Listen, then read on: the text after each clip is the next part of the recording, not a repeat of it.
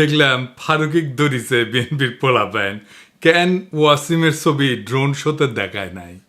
ফারুকি দেখলাম মাপটাপ চাইতেছে। ফারুকির এই অভ্যাসটা ভালো, কিছু বার্তা দেয় না। এর আগেও পাঠ্য বইয়ে ওয়াসিমের নাম না থাকায় খুব খেপেছিল ছাত্রদল। দেখেছেন না, মনে আছে না? ছাত্রদলরে বলি, ছোট ভাই হিসাবেই বলি, ওয়াসিম আমাদের প্রিয়, সব শহীদেরাই আমাদের প্রিয়। শহীদদের উপরে দখলদারি করতে নাই, এতে শহীদের অসম্মান হয়, অমর্যাদা হয়।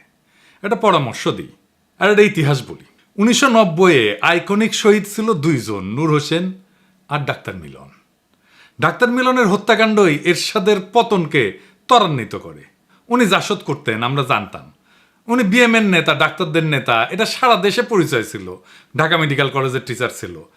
এখন এরশাদের পতনের পরে জাসদের মনে হইল এটার পয়েন্ট নিতে হবে যে ডাক্তার মিলন জাসদ করত। সারা দেশ পোস্টারে ভরায় দিল জাসদ নেতা ডাক্তার মিলন বলে। মানুষজন পছন্দ করলো না। উনি ডাক্তারদের নেতা, ঢাকা মেডিকেল কলেজের শিক্ষক, 90-এর শহীদ, এই পরিচয়টা ঢাকা দিতে চাইল জাসদ পরিচয় দিয়া।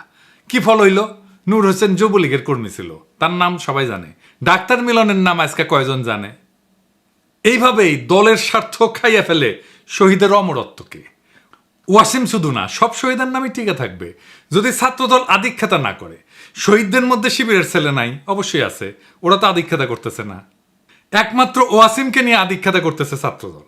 যখন মানুষ দেখবে যে আরে জোর করতেছে তো আমার উপরে, তখনই মানুষ মুখ ফিরায় নেবে। এভাবে হয় না আসলে।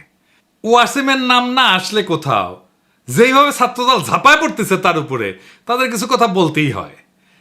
আপনাদের কি আদৌ কোনো নৈতিক অধিকার আছে কারো সমালোচনা করার ওয়াসিমের নাম না নেওয়ার জন্যে? না, নাই, নাই। আপনাদের নৈতিক অধিকার নাই। আপনাদের দলেরও কোনো নৈতিক অধিকার নাই কারো সমালোচনা করার। জি, ঠিকই শুনতেছেন।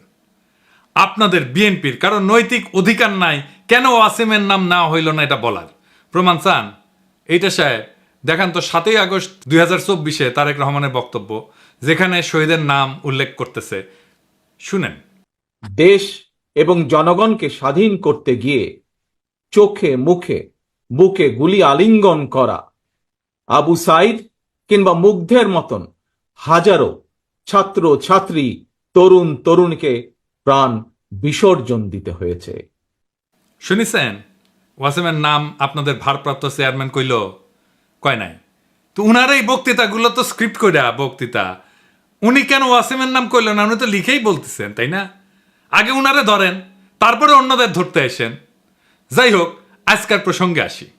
আজকের প্রসঙ্গ শ্রী শ্রী ওয়াকারানন্দ প্রভুপাদ।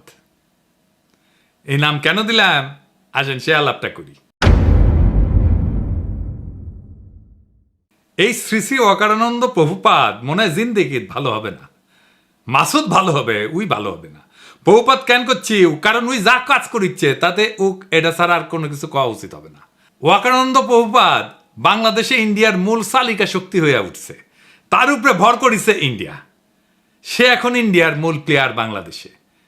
তার উপরে ভর করিয়া ইন্ডিয়া কিছু করবে পারবে কিনা সেটা অন্য আলাপ, আমি আসিচ্ছি সে আলাপে। তার আগে দেখে নি কেন আমি তারে প্রভুপাত কইছি। ওয়াকারানন্দ গেছে রাশিয়ায়, তারপরে ক্রোয়েশিয়ায়। জানুয়ারিতে রাশিয়ান রাষ্ট্রদূত দেখা করেছিল, তাই গেছে রাশিয়ায়। রাশিয়া কেন? কেন আমরা হিন্দুস্তান টাইমসের শিরোনাম দেখি, লিখেছে হিন্দুস্তান টাইমস, অভ্যুত্থানের জল্পনার মধ্যে ভারতের বন্ধু দেশে বাংলাদেশি সেনাপ্রধান করলেন কাজ। এই কথার মধ্যে সবকিছু কয়া দিছে। তাহলে কি কাজ করতে গেছে ওইটি? আপনি যখন কারোর সাথে ঘুটু করতে যাবেন না, তখন তৃতীয় একটা দেশে যাবেন। এই তৃতীয় দেশটা হইতেছে রাশিয়া। এই রাশিয়ায় গিয়া সে ইন্ডিয়ার পানি পড়া নিয়ে আসিছে। আইসাই সে দেখাতে গেছে যে দেখো দেখো দেখো, বাংলাদেশে ইন্ডিয়ার সিফল সালার এখন আমি ওয়াকারানন্দ প্রভুপাদ, আমার এখন সার ডাকবা, বুঝছাও। গেছে বৌদ্ধ বিহারে। দেখেছেন হিন্দুস্তান টাইমস কি নিউজ করলো এবার দেখেন। বাংলাদেশ ভাগের কথা উঠতেই এবার মৌলবাদীদের কড়া বার্তা সেনাপ্রধানের।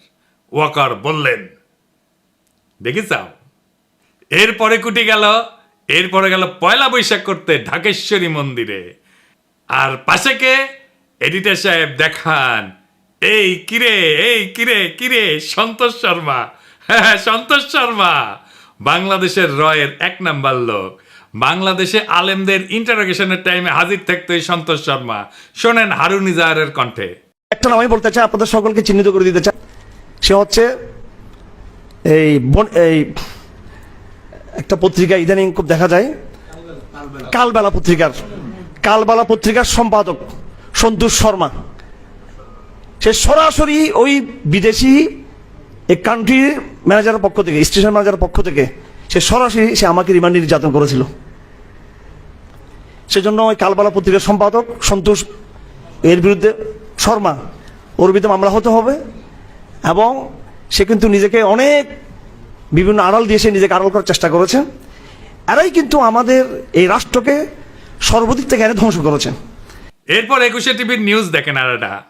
সন্তোষ শর্মা এখন তিনি দৈনিক কালবেলার সম্পাদক ও প্রকাশক। কাজ করেছেন শক্তি নামের পত্রিকায়। সাপ্তাহিক সুগন্ধার মালিক ছিলেন সন্তোষ শর্মা। হয়েছিলেন দৈনিক আমাদের সময় পত্রিকার ব্যবস্থাপনা সম্পাদকও।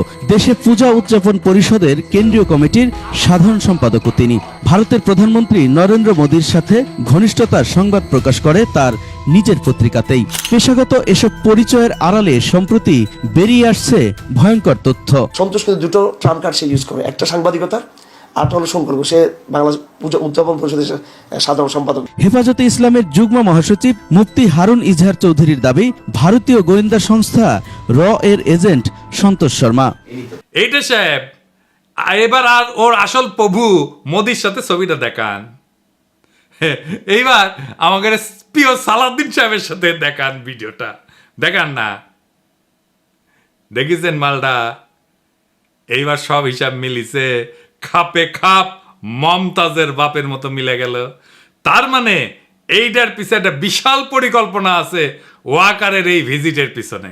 আমরা একে একে দেখব ওয়াকারুজ্জামান কেমনে ওয়াকারানন্দ প্রভুপাদ হইয়া উঠল, সেই জার্নিটা আমরা এক্ষুনি একটু দেখি। ওয়াকারের সাথে তো ইন্ডিয়ার পররাষ্ট্র সচিব ক্যান্টনমেন্টে গিয়ে দেখা করেছিল, তাই না? সেনা প্রধান তো সারাক্ষণ নাকি কথা কইতেছিল নতুন সরকার তৈরির সময় ভারতের সেনা প্রধানের সাথে, তাই না? ভারতের সেনা প্রধানই কয়ে দিছে। As of today, firstly, there is no vulnerability from any side. I am in touch with the chief of Bangladesh during the time of when this changeover took place. I was in constant touch with him, and even thereafter, in November 24, we had a video conference also. When we talk about the relationship we should talk about when there is an elected government. So as of now, the relationship is with the military is well and perfect. তারপর আয়নাগর ভিজিটে বাধা দিছে, তাই না? 600-র বেশি আওয়ামী লীগ দাগিদেরকে ক্যান্টনমেন্টে আশ্রয় দিছে, তারপরে পলায় যেতে সাহায্য করছে। লেফটেন্যান্ট জেনারেল মুজিবকে ক্যান্টনমেন্টে অন্তরীণ অবস্থায় পলায় যেতে সাহায্য করছে। বিডিআর হত্যাকাণ্ডের বিচার আর করা যাবে না কইছে না?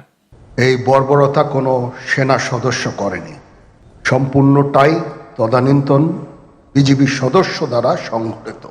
Full stop. এখানে কোনো ইফ এবং বাট নাই। আয়নাগরের সব এভিডেন্স নষ্ট করেছে ক্যান্টনমেন্টের মধ্যে।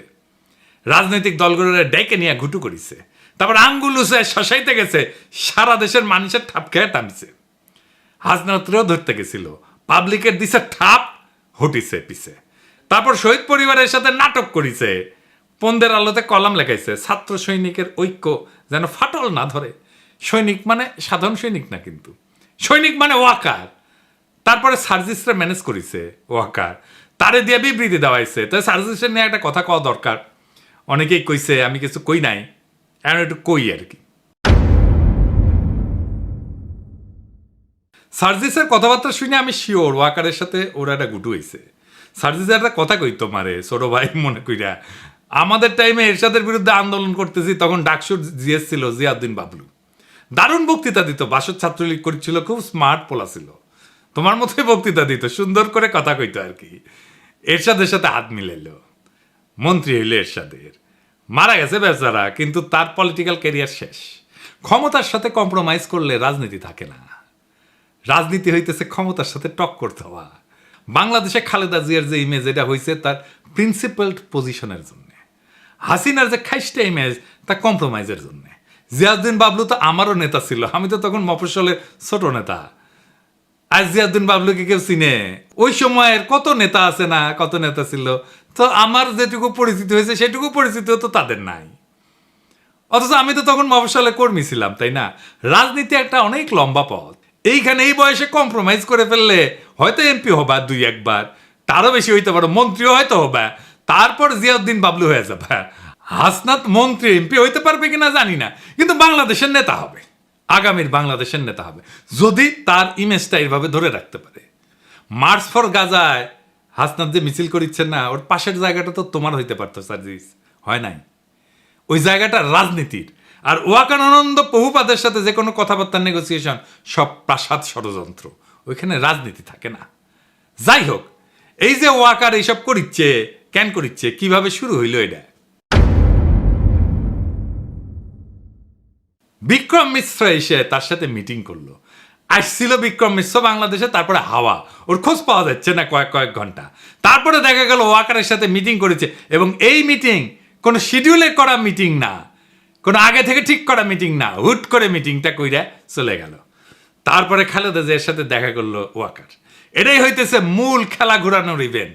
এইখানে ওয়াকার, বিএনপি আর ইন্ডিয়া তিনজন এক লাইনে আসে। ওয়াকার হইয়া ওঠে বাংলাদেশে ইন্ডিয়ার পিভট। মানে সাইকেলের চাকা দেখেছেন না? তো সাইকেলের চাকা স্পোক গুলা যে লেগে থাকে যে মাঝখানে, ওই যে ইয়ের কাছে, ওই গোল্লিয়ের কাছে, ওটাই হইতেছে পিভট, বুঝছাও? তো বিএনপি তো এইটা পিভট হয়ে উঠছে ওয়াকার। বিএনপি 72-এর সংবিধান, মুক্তিযুদ্ধের চেতনার, অসাম্প্রদায়িকতার, আওয়ামী লীগ ন্যারেটিভ গুলো বলতে শুরু করছে না তারপর থেকে। তারপরে ওয়াকারের পৌরুষ জায়গা ওঠে, সে হারকুলিস হইতেছে, রাওয়া ক্লাবে আঙ্গুল উঁচায় দাবরানি দেওয়ার চেষ্টা করে। ওই দাবরানি আমি একা দাঁড়ায় চ্যালেঞ্জ করেছিলাম। আমি বলেছিলাম, ওই আঙ্গুল আমরা চিনি, নামায় কথা বলো ওয়াকার। তারপরে তো হাসনাতের ঘটনা ঘটলো। আমরা যখন পাল্টা দাবরানি দিলাম, তখন তারেক রহমান ওয়াকারের পিছে দাঁড়াইলো, বলল সেনাবাহিনীকে বিতর্কিত করার চেষ্টা হচ্ছে। ওয়াকার কি সেনাবাহিনী নাকি একজন ব্যক্তি? তারেক রহমানের ওয়াকারকে কেন সেভ করতে নামতে হইল? ওয়াকার তো নিজেই বিতর্কিত কাজ করতেছে, একটা দুইটা না, অসংখ্য। বিক্রম মিশ্র হাওয়া হয়ে গেল কয়েক ঘন্টার জন্য, তারপরে জানা গেল ওয়াকারের সাথে মিটিং। একটা রেসপন্সিবল রাজনৈতিক দল হিসেবে তো তারেক রহমানের ওয়াকারকে প্রশ্ন করা উচিত ছিল, বিক্রম মিশ্রের সাথে কি আলাপ, কি কথা তাহার শোনে। এই মিটিং তো শিডিউলের বাইরে ছিল। শয়তানির পর শয়তানি করে যাবে, কিছু কওয়া যাবে না, বললেই সেটা সেনাবাহিনীর বিতর্কিত করার চেষ্টা হবে। বাহ, খুব মজা। আমি যা রমি করবো, আমাকে কেউ কিছু কইতে পারবে না। কি চমৎকার ইন্ডেমনিটি। যাই হোক, ওয়াকারকে দিয়া ইন্ডিয়া কি অ্যাচিভ করাইতে চায়? প্রথম, হাসিনার বিচার যেন বন্ধ করতে পারে। 2 নাম্বার, আওয়ামী লীগকে যেন নির্বাচন করতে দেওয়া হয়, সেজন্য ওয়াকার ইনক্লুসিভ নির্বাচনের কথা কয়। 3 নাম্বার, আওয়ামী লীগ যেন পুনর্বাসিত হয়। এই জন্য ওয়াকার যত নড়াচড়া করবে, ততই রাজপথে আওয়ামী লীগের মিছিল বেরোবে, বড় হইতে থাকবে এই মিছিল। ওর বাসায় যে আগুন দেবে। আর ফাইনালি আওয়ামী লীগকে যদি ফেরানো নাই যায়, তাইলে আওয়ামী লীগ ইন্ডিয়ার হইয়া যে রোলটা প্লে করেছিল, সেটা যেন বিএনপি করে, আবার যেন ইন্ডিয়ান রাজত্ব কায়েম হয় বাংলাদেশে। তো ওয়াকার করে দিয়া কি আবার রাজত্ব কায়েম করতে পারবে ইন্ডিয়া? স্বপ্নে পারতে পারে, স্বপ্নে তো কত কিছুই খাওয়া যায়। 1/11 আমেরিকায় কু করাইছিল না, তারপরে বাংলাদেশকে তুলে দিছিল ইন্ডিয়ার হাতে। ইন্ডিয়ার নিজের একার কিন্তু হ্যাডম হয় নাই বাংলাদেশের উপরে দখলদারি কায়েম করার। ইন্ডিয়ার বাপেরও সাধ্য নাই বাংলাদেশে আবার দখলদারি কায়েম করে, বরং ওয়াকার, বিএনপি আর ইন্ডিয়ার এই অশুভ মৈত্রী পরাজিত হবে। এটাই ইতিহাসের নিয়তি। বাংলাদেশে এক গুরুত্বপূর্ণ সন্ধিক্ষণে দাঁড়ায় আছে।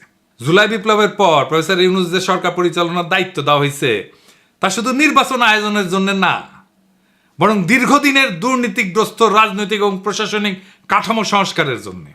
টাইম ম্যাগাজিন তাদের দুনিয়ার সবচাইতে প্রভাবশালী ব্যক্তিত্ব বলে স্বীকৃতি দিছে। এই মানুষটার লিডারশিপে আমরা সমস্ত ষড়যন্ত্রের জাল ছিন্ন করে আগায় যাব।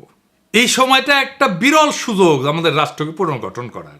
কিন্তু এই রাজনৈতিক দলগুলা প্রয়োজনে সময় দিচ্ছে না, সাহায্য করতেছে না, তড়িঘড়ি করে নির্বাচন নির্বাচন নির্বাচন কইরা মাথা খারাপ কইরা দিছে। এই তড়িঘড়ির নির্বাচন করলে আগের যে সিস্টেম ছিল সেটাই থাকবে, কিছুই বদলাবে না। আবার ফিরে আসবে সেই ফ্যাসিবাদ, আবার ফিরে আসবে সেই স্বৈরাচার। বারবার দেখতেছেন না, বারবার রক্ত দেওয়া লাগতেছে, বারবার লড়াই সংগ্রাম করতে হচ্ছে, ওই একই জিনিস আবারও থাকবে যদি আমরা এবার কিছু করতে না পারি। তাই এখন এই সিস্টেমে ব্যবস্থা পরিবর্তনের সময়, শুধু নেতৃত্বের পরিবর্তন না, ইতিহাসের প্রত্যেকটা বাঁকে আমরা দেখছি যখন দেশপ্রেমিক জনতা একত্র হয় তখন কোনো ষড়যন্ত্রই টেকে না, কোনো চক্রান্তই সফল হয় না। ওয়াকার, বিএনপি বা ইন্ডিয়া যেই হোক, যদি তারা জাতির স্বপ্ন, শহীদের আত্মত্যাগ আর জনগণের আশা আকাঙ্ক্ষার সাথে সংঘাতে আসে, তাহলে ইতিহাস তাদের জায়গা করে দেবে ব্যর্থতা আর তিরস্কারের পাতায়। সামনে অন্ধকার আছে, কিন্তু আলোক আছেই। প্রয়োজন শুধু দিক ঠিক করা আর পা বাড়ানো। আমরা অবিচলভাবে সেই পথে আগায় যাব। কেউ আমাদের রুখতে পারবে না। নতুন বাংলাদেশ আমরা গড়বই। দ্বিতীয় স্বাধীনতাকে আমরা পরাজিত হতে দেব না। ইনকিলাব জিন্দাবাদ।